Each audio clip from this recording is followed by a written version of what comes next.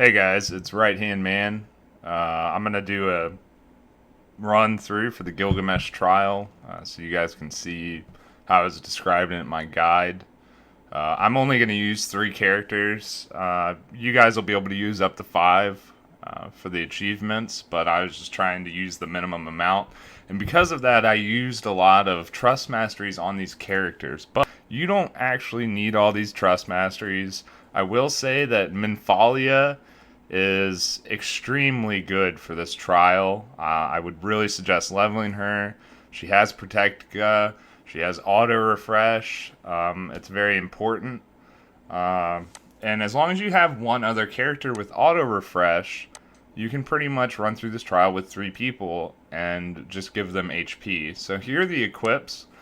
Um, as you can see, you guys know this character. It uses the new katana for 100% dodge. It has Ring of Lucii, which is a holy counter, which does seal holy. Okay, in the guide I said I wasn't sure.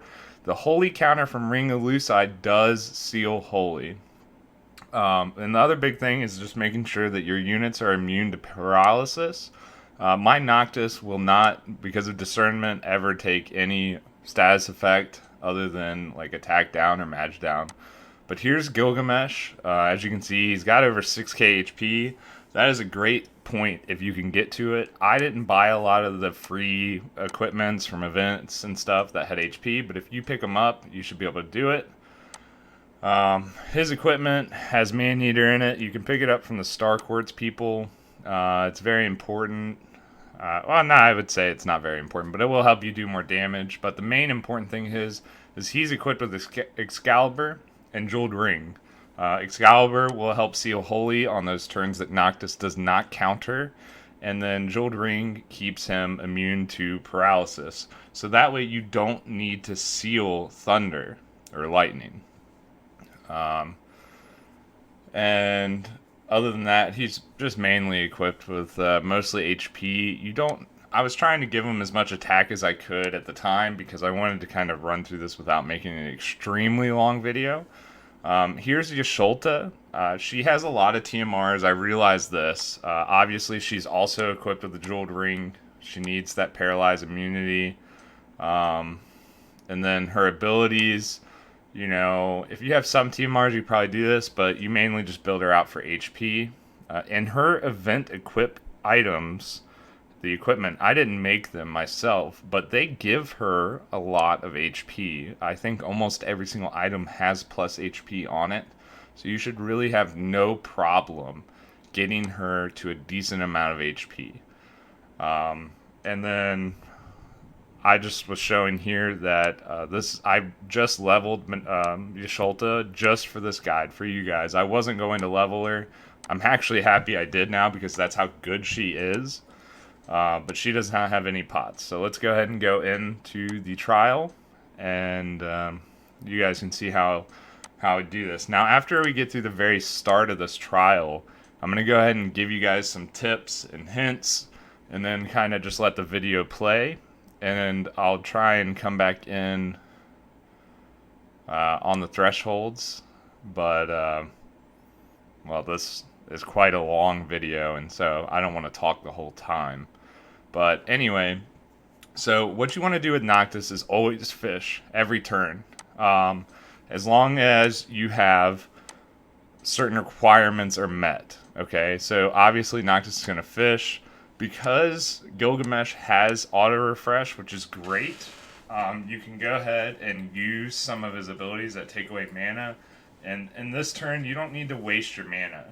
If you're going for all the achievements with no items, then you really need to pay attention to your mana usage and how auto refresh will basically let you have free turns or only cost a little bit of mana every turn to heal up your guys. The other thing you need to be aware of is that your taunter, who for me is Gilgamesh, he has my golem, which has cover. You don't need to have him at full health every turn, so I'm not going to sit here and waste mana. You definitely don't need to do that. Okay, so don't run yourself out of mana if you're using two healers. Just make sure what you need to do is that you can survive the next turn. And I said this when I was originally recording this, but a lot of you are overthinking and underthinking this trial. And by overthinking, a lot of you I've seen, oh my gosh, a lot of you I've seen in posts where, sorry about that, guys. A lot of you I've seen in posts talking about who you're going to use to seal what element. You don't need to seal any element as long as you have paralyzed resist, or Luca, who can heal paralysis with her regular heal. You don't need to seal any of the other elements. So you just need to focus on pure survival, because Noctis will draw all those other negative status effects to himself. And you're underthinking it because a lot of you are dying, especially to after the first threshold when he starts doing 2x slashes. And by underthinking, I mean whenever you take a turn, take your time and think, well, what is the worst that could happen next turn? How can I avoid it? And if it's just random, what point can I get to where that negative random thing won't actually cause me... I'm sorry, I got another text. It won't cause me to lose. So, and by doing that, that's how I build these guides out. And you guys can start creating your own strategies by applying that same thought process. So, like, you know, if Gilgamesh's worst turn would be to do 2 cross slashes, what's the minimum HP? Who can I sacrifice? And if they die, are they necessary? Okay? So, as you can see, I'm only using like 1 Cura a turn. I'm actually still full mana on my Yasholta. And even on the times where Gilgamesh goes in to cover my Noctis, because he has cover, I'm not going to heal him back to full health. Because you don't need to use that mana, because you're thinking ahead. You know you'll probably need it later on when the trial gets harder. So this is the one time I use like Curaja, but to offset that, I just used 1 cure onto Gilgamesh along with it. And so that way, that turn, because she gains 12 mana back every turn, only cost me about 7 mana. And those are the sorts of things that, like I said, you need to think about. Now, I'm almost there now in this video, and I think I used my mouse to show you.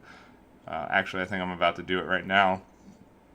But the threshold for Gilgamesh is right alongside the line, the split between the characters, okay? And I made a mistake here on this first threshold. I thought I was very close to it, and I actually ended up provoking with my provoker multiple times, and I had to revive him. But, so right on the left, like where the Gilgamesh unit tag ends for my units is where the threshold is.